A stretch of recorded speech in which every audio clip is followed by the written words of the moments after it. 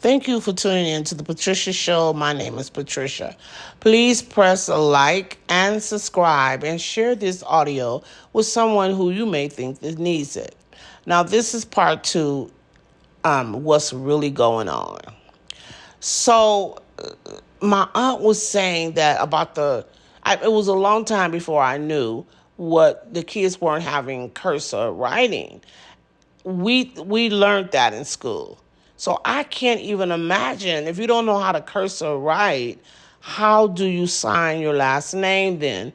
Well, then I found out on the computer, there's different places where they have a generated signature for your last name. And a friend was telling me that, oh, you could go and there's some places on the internet where you can have a generated print cursor written signature, and then that can you could be used all over the internet whenever you use the internet. However, not everybody sit up and use the internet all the time. Suppose you're an adult and you need to go to a store or something and you need to sign your name. How do you do that if you never was taught how to sign your name? I'm not sure why they even took that out of the school system. But again, as a child, when you don't learn things as a child, you don't learn things you're going to grow up and not know them as an adult. I had a caregiver that worked here. She still works here, but her aunt had came and she was telling me that they're immigrants. And she was telling me that when she first moved, she didn't eat pork because of her religious. I think she's a Muslim or Orthodox Christian, but they didn't eat pork. And so she had never ate pork before. So when she came to America, she had seen this meat, different type of meat that she didn't know what they were. So she had tasted some of this pork chop, but she didn't know it was pork chop. And she was just eating it and had been eating it for a while. And she just thought, oh, what kind of meat is this? It's very good. So then she had guests over her house, and someone pointed out to her, that's pork. She says, oh, no, it's not pork. And she said, they told her, yes, that was pork. So she quit eating it. So I was so shocked by this. And I said, did you, when you didn't know what the meat was, did you ask the people at the grocery store, what kind of meat is this? She says, no. Why wouldn't you ask? What kind of meat is this? Because you had never seen the meat. She said that was true, but I was embarrassed to ask. I said, so wait a minute. You would rather just pick up something that you never ate before and just eat it rather than ask. She said to me she really didn't know how to ask. I just was shocked. Then she went on to tell me, when you come from a part of the society where you're living in so bad of poverty, very, very bad, you don't have the intelligence to ask questions. This is what she said to me. I don't know if that's true because I never lived in any poverty like that. So I thought, wow, but that just comes with common sense, I guess, just to ask questions. I couldn't even relate. I couldn't relate to that at all. Because I don't know what she meant. What she meant is, as far as Americans are concerned, you could get the poorest American person, but they know to ask questions. So this was really, I didn't get it. So I asked another friend of mine that was from the same country she was from. And so I asked her, she said, wait a minute, let me tell you what happened to me. She said, when I came to America 8 years ago, she says, we did not eat pork either. She said, so I seen some ham, and I started eating the ham. And she didn't know ham was pork, yet she didn't have the intelligence to ask. And she just kept eating it. And then somebody told her it was ham, and she immediately stopped eating it.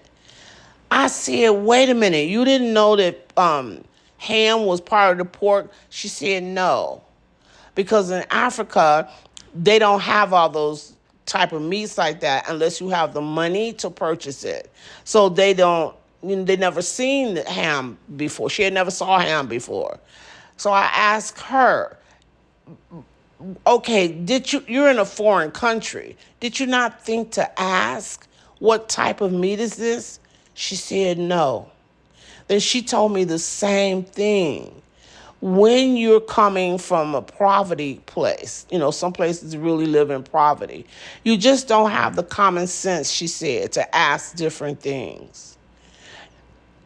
That is far beyond me because I wasn't raised like that, and I really don't know.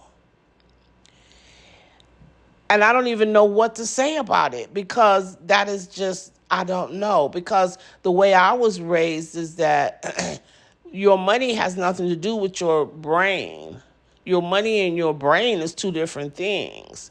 Some people that are poor, that are very poor, are very smart. Some people that are very poor got several college degrees because in America at one particular time, going to college was free. So there was a lot of people who had a lot of degrees because it was free going. So I don't know. That is just far beyond me.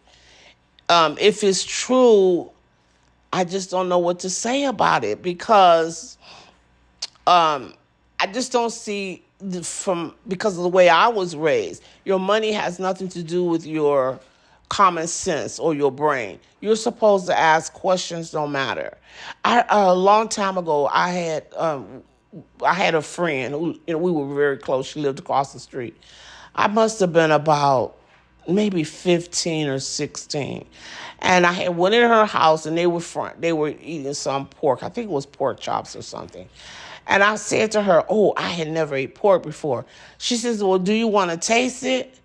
And I said, no. And then I sat there and I looked at it and I said to her, I don't think you can, if you've never eaten something before, I don't think you could just pick it up and eat it because you were taught a lot of bad things about it or whatever. And it's not easy to just pick up something and eat that you've been taught against. And she said, I agree, she says, but I know some people who can just pick it up and just eat it and they never ate it before. And I said, well, I guess if you're starving, hey, you don't care what it is, child, you're going to pick it up and eat it. But we were talking about in normal situations.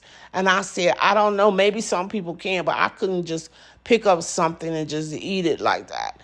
But my thing was, I asked her, what is this? I'm not just going to put it in my mouth. I want to know what it is that I'm eating. And that was just the first thing I thought to ask her when she said, do you want some?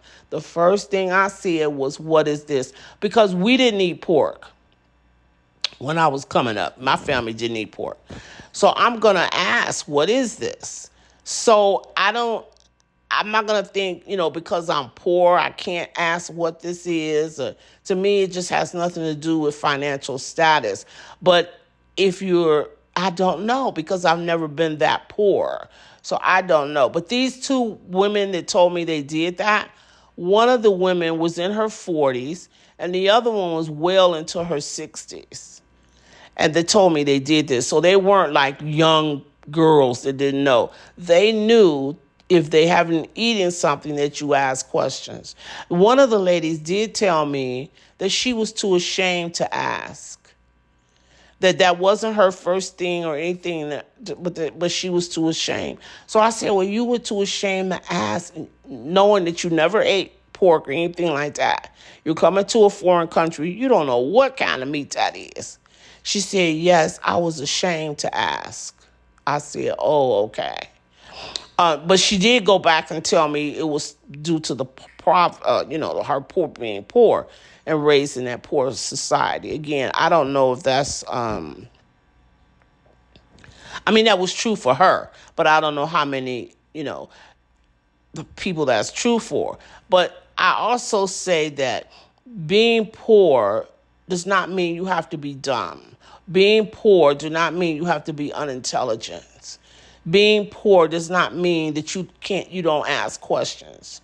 You still have to ask questions about things that's going on in your life before you partake of it. And again, being an entrepreneur, it's not for everybody. Everybody may want, not everybody, but a lot of people want to be an entrepreneur, but it is not for everybody.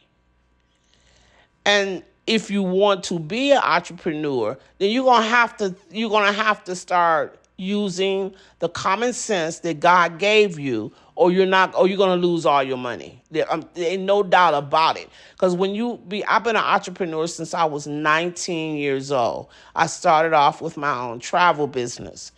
You're either going to think for yourself and think sharp and be sharp. You're going to be put in some situations that you have to make critical conditions for you and the people, who you employ. And you're going to have to um, really be on top of it, or you're going to lose a lot of money. So when you go into business, you're either going to make money or you're going to fall flat on your face and lose a lot of money. And this is how I tell you. If you can't think for yourself, if you can't make decisions for yourself, if you can't fill out applications, if you are constantly getting scammed in your everyday life, don't think about going into your own business, because you'll never make it. Because if you're scammed in your everyday life, believe me, you're going to be scammed in your business life too. Do not think because you have your business, they don't have scammers out there. They do. And sometimes they're more tricker. That's not a word.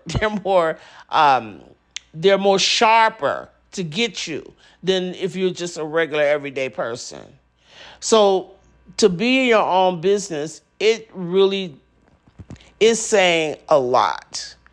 And if you can't read, or if you are too lazy to read, don't think about going in your own business, because you're never going to get it. Now, I don't know if my aunt was right, but I think she did, because I would always say people you don't read. But I think my aunt probably hit it on the nose. People are too lazy to read.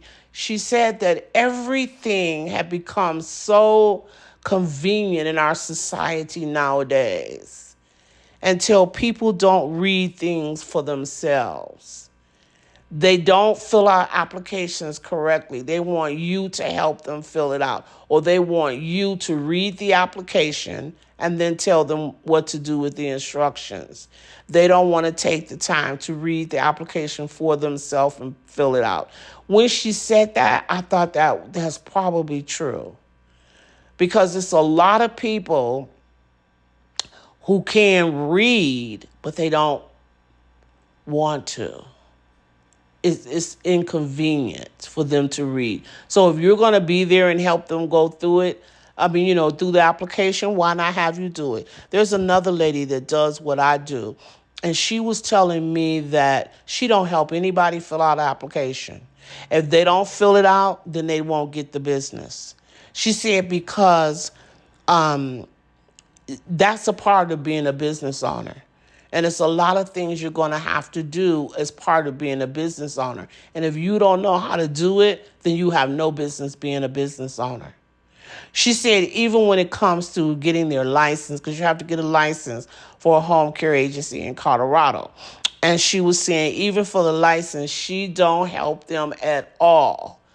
She just tell them that this is the information they have to do, but they have to fill out everything for themselves. She does not help them, because this is part of being an entrepreneur. And that's true. That is part of being an entrepreneur. But it's very, yeah, and I'm thinking about what she's saying. Maybe I am too lenient with these people. Maybe I do need to toughen up and let them fill out their own applications. I don't know, but everybody is responsible for themselves. And you just have to think about what you're doing in this life. Are you adding to the good things in this life, or are you taking away from it? Are you an intelligent person or you're not? Can you fill out an application or you can't? You're either adding all, misery to the society, or you're adding good things to the society. So you need to think about where you're at in your spiritual growth. Thank you so much for tuning in to the Patricia Show. And again, press subscribe. Have a great weekend.